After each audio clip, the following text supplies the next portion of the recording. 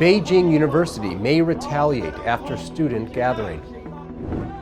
Highest prison rate in the world in northwest China. California church shooting suspect is pro-China Taiwan unification. Shanghai's lockdown begins to lift.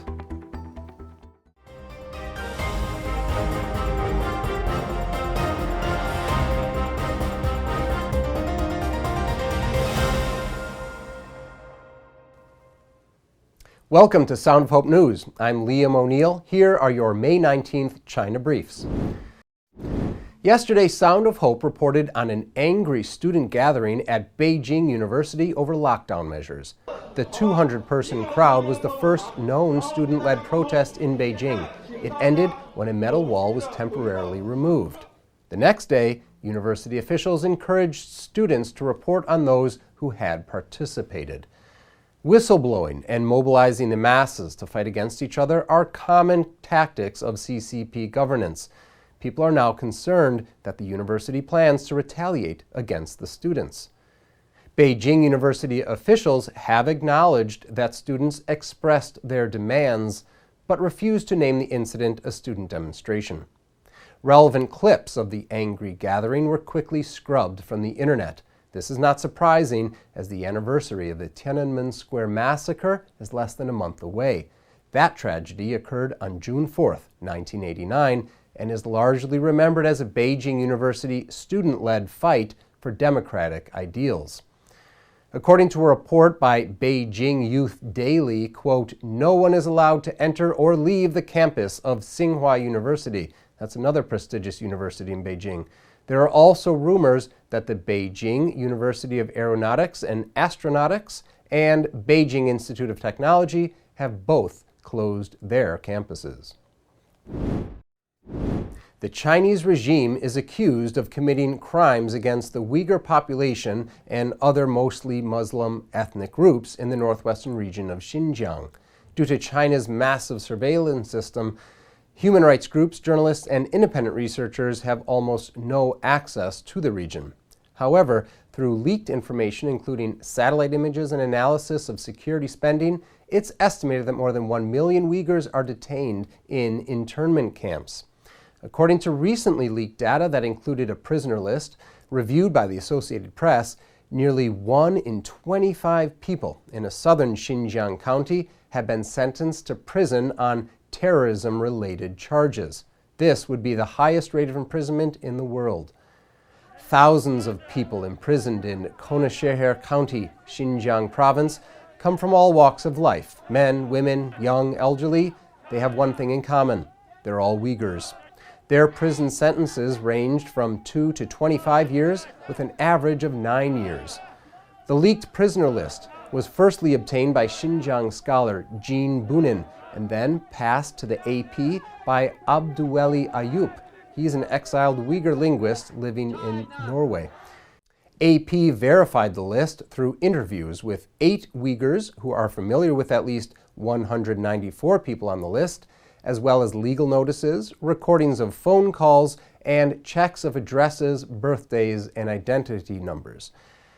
33-year-old Miss Nurismangul Abdurshid, who now lives in Turkey, lost contact with her family 5 years ago as the Chinese regime began its sweeping counter-terrorism crackdown. 100 of the more than 10,000 prisoners on the list were from Miss Abdurshid's village, including her 32-year-old younger brother. She learned that he had been sentenced to 15 years and 11 months on charges of picking quarrels, provoking trouble, and preparing to carry out terrorist activities. He's detained in a prison 375 miles from their home. Miss Abdurshid recognized 8 other names, but her parents were not among them. Most of the charges on the list are for terrorism, religious extremism, or picking quarrels and provoking trouble.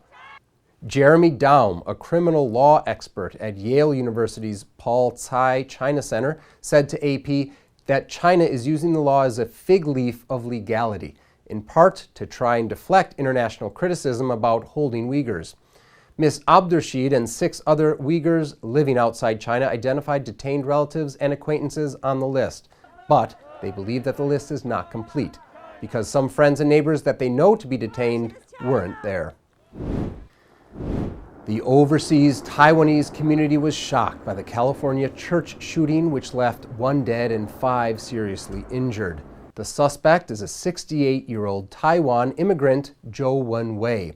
Investigators found notes showing his antipathy for Taiwanese people and are holding him in custody with bail set at $1 million. The suspect has links to the China Peaceful Reunification Association.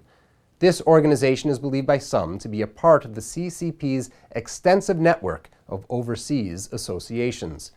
Mr. Zhou was born in Taiwan, but lived in the United States for many years.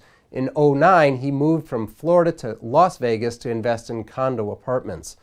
There in Las Vegas, he served as one of the directors for the Las Vegas China Peaceful Reunification Association, which was established in 2019.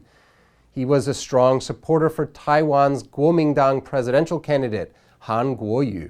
However, according to the president of the association, Zhou was uninvited sometime later. The Shanghai municipal government on May 16th began lifting lockdowns after nearly 2 months. Full-scale factory production and normal life are both promised to be back by mid to late June.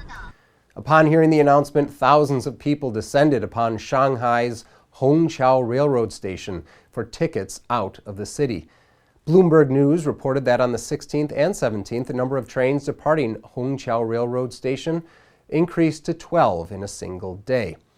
Videos show ticket lines reaching well over a kilometer long.